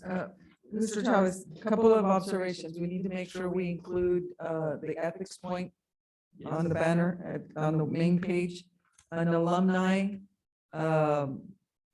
opportunity and a give now opportunity. Okay, so we want to make sure that that's on the main page, because if someone would like to pursue a giving opportunity to the college for scholarships, the foundation, for a program or anything, we certainly would welcome that opportunity and make it easy for them to do. Yes, most definitely. So I failed to point out the footer of the page. Again, like Mr. Vela mentioned, Ethics Point software. All normally in any college or university website, you'll find all the legal information on the footer. So on the footer of the webpage, we'll have Ethics Point, Title IX, everything that's related to compliance will be down there at the footer, contact information. It will definitely include. Give now will be at the top. Yes, ma'am. That'll be at the top. Any other questions? Thank you, Mr. Chavez. Thank you, sir. Next item we have is 9E, presentation of 2022-2023 student handbooks for Academic Affairs Division, Academic Innovation and Technology Division, Arts and Science Division, Community Education Division, Health Science Division, Workforce Education Division. Dr. Marisela Rodriguez Tijerina. Marisela Tijerina, Provost Vice President of Academic Affairs. Dr. Carranza wanted me to go over each of the 28 student handbooks in detail. I'm just kidding. No, I'm just kidding. No, I had to, sir. No, I'll keep this really short. In front of you, board members, you have the changes from the previous handbook to the new handbook. I will mention that I'm very proud that the Workforce Education Division added literally a new handbook for programs. So you'll see them on the Business Management Homeland. There's a list of new handbooks as well as the Bachelor of Applied Science and Organizational Leadership, which is going very well. We also have a handbook for that new program. Any questions? No, ma'am, you will buy. Very good. Any questions? No? Okay. Motion to approve. Chair recognizes Mr. Martinez. On the workforce education, I thought we actually had the mechanical education in there, and it's not listed here. Auto mechanics. Is it changing? I think it's changing, isn't it? I do not see anything at all dealing with auto mechanics or diesel mechanics or anything along that line. Missing. It might not be changing. It might.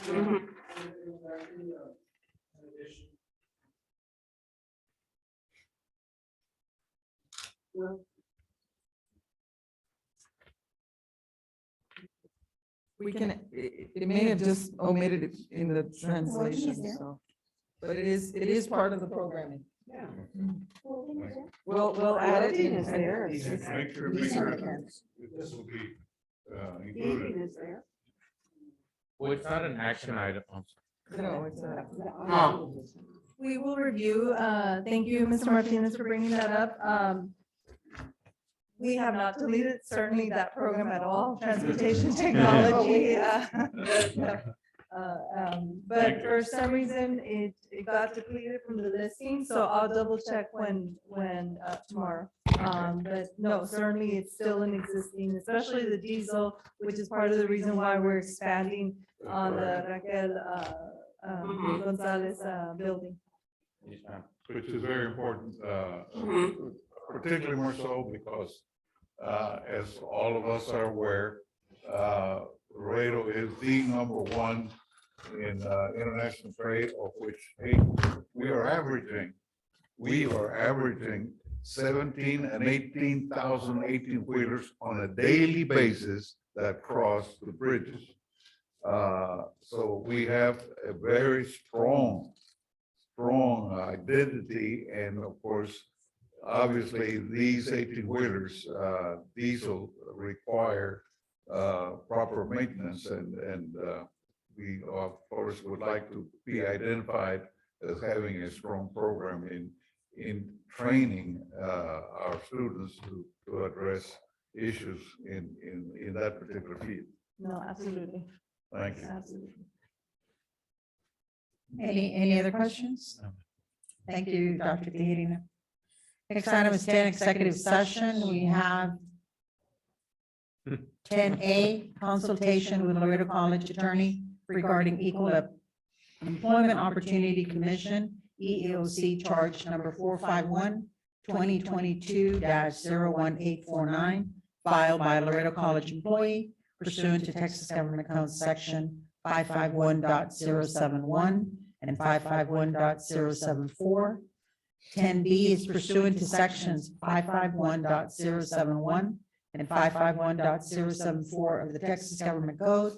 Closed session discussion of the employment, reassignment, and duties of employee related to a proposed recommendation of administration in the nursing program as per Laredo College personnel policy, DJ local, assignment, workload, and schedules, including discussion with legal counsel regarding related legal issues.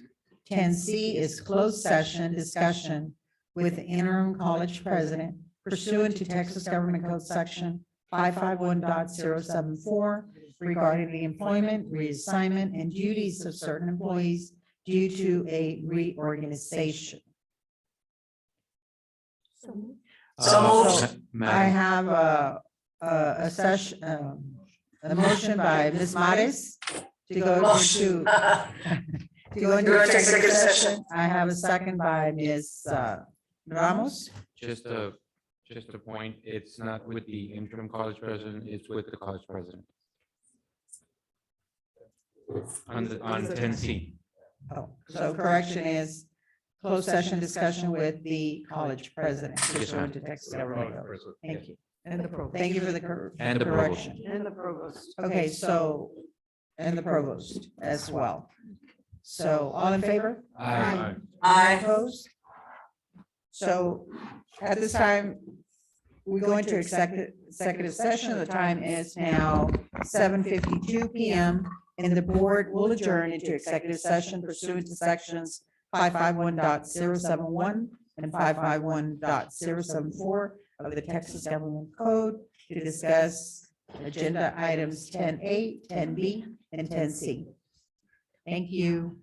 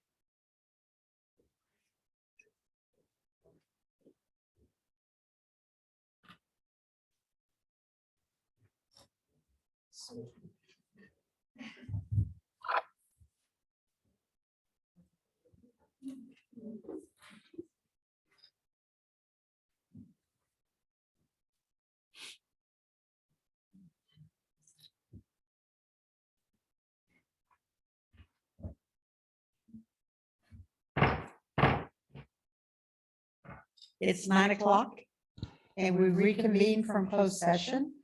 And the board took no action in executive session. Will take appropriate action on items if necessary as discussed in closed session.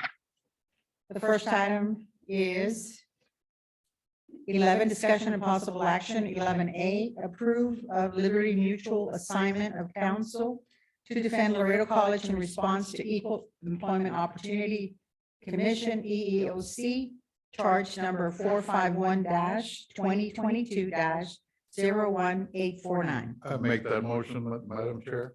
So I recognize Mr. Martinez to make a motion. I second it. Let me have Mr. Delgado read it. I'm gonna have him read the motion. Okay. I move to approve Liberty Mutual engaging the law firm of Thompson and Horton to represent Laredo College in the EEOC charge number 451-2022-01849. So I have a motion by Mr. Martinez and I have a second by Ms. Vela. All in favor? Aye. Any Aye. opposed? Any opposed? Guess so. Motion carries. The next item is 11B, employment, reassignment, and duties of employee related to a proposed recommendation of administration in the nursing program as per Laredo College Personnel Policy, DJ Local, Assignment, Workload, and Schedules. Madam Chair, Chair recognizes Mr. Delgado. I move to approve of the change in supervision in Bachelor of Science and Nursing program to avoid direct and indirect supervision. Second that. Motion. I have a second by Ms. Mares. All in favor? Aye. Aye. Any discussion? Nothing heard? All in favor? Aye. Sorry. Anybody against? Motion carries. The next item is 11C, employment, reassignment, and duties of certain employees due to a reorganization. Madam Chair. The chair recognizes Mr. Delgado. Thank you, Madam Chair. I move to approve the reorganization proposed by the college president in executive session. Second. So I have a motion by Mr. Delgado. I have a second by Mr. Rangel. All in favor? Aye. Aye. Any opposed? Motion carries. The next item is the president's report. Does the president have any reports? I just have a few announcements, Madam Chair. We've outlined a couple of dates that I would like to announce to the public and to you all. On August the 15th, we are going to have the president's investiture beginning at 9 o'clock in the morning. We will send out save the dates to you all and to the public for that. In the afternoon, we're doing the employee convocation beginning at 1:30 after our lunch. And so we're very excited about the opportunity to convene all of our employees on August the 15th. All of our offices will be closed so that all of our employees may attend. They will be required to attend both sessions in the morning and in the afternoon. We hope that all of you will make plans to join us on that day. It will be a formal event in the morning, and so we will be in full regalia, and so we'll make sure that all of you have your regalia available for that day. Also, as you all know, that our birthday, our 75th anniversary, is actually on September the 28th. And so beginning on July 15th, from July 15th to September 28th is 75 days. And so we're going to begin the 75 days of summer at Laredo College. And every day we're going to be focusing and featuring one of the great things happening on our campus. And so, and in many cases, it may involve some of you. And so we hope that everyone in our audience and in our viewing audience is ready and prepared, because for the next 75 days, you're going to be hearing from Laredo College every day. And so we're very excited to feature all of the exciting things that are happening here and all of the opportunities that we have to offer all of our prospective students and our current students. And certainly we welcome everyone to be on campus live and in person. And so we're very excited about that. On September the 30th, we're planning our 75th anniversary gala. And that will be here on campus, and it will be our big fundraiser event, and there will be more to come on that as well. So I want to make sure that all of you have those dates on your calendar. I also met this morning with the foundation president, Ms. Millie Slaughter. She's actually very excited about working in preparation for all of these events as they come up. And so we've got full support of the foundation. We want to thank them publicly for that. I'm trying to think. We are asking the public and all of you and all of our employees, if anyone has any historical documents, pictures, memorabilia of Laredo College, to please start to bring them to our office here at the president's office.